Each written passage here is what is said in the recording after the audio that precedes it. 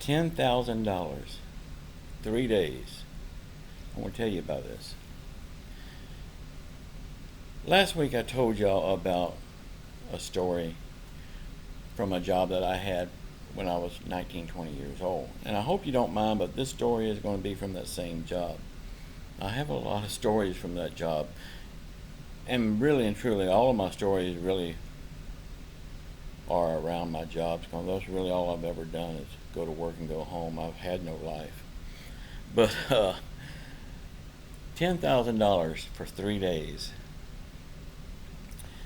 What happened?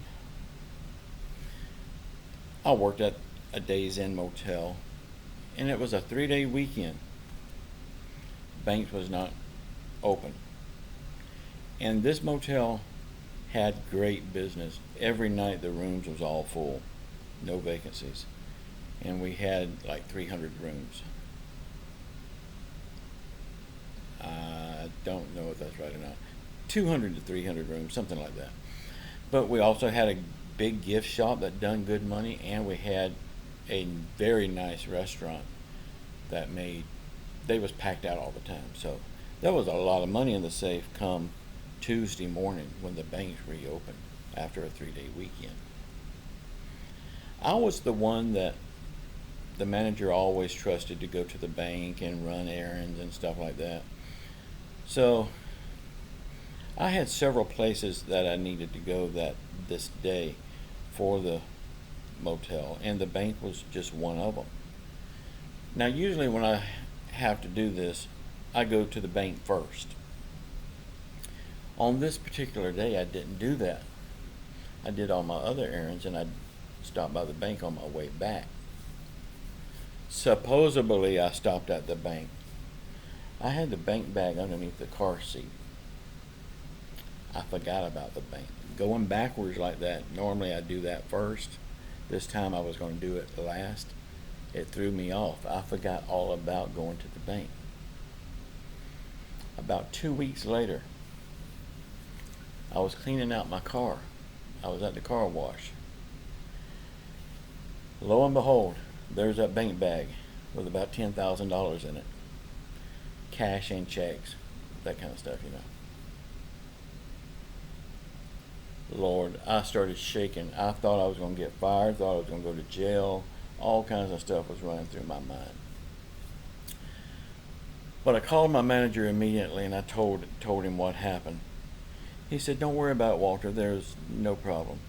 And I'm surprised that they didn't catch the bank deposit not being deposited within, a day or two.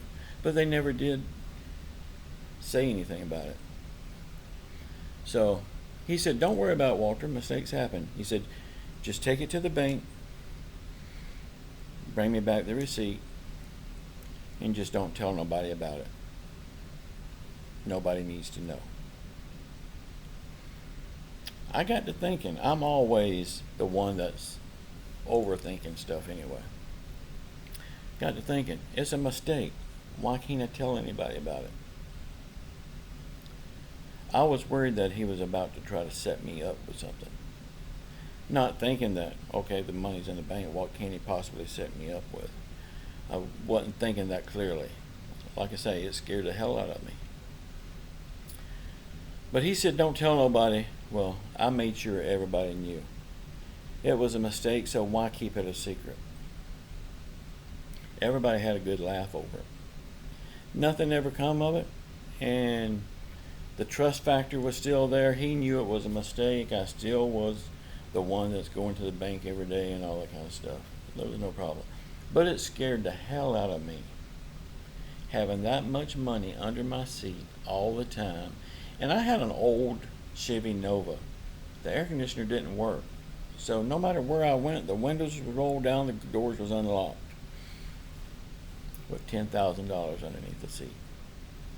Now what if that money had gotten stolen out of my car and I never knew it? And I was the one that's going to take it to the bank. Eventually they would find it, that it wasn't deposited. And who are they going to come back to? Me. Scared the hell out of me.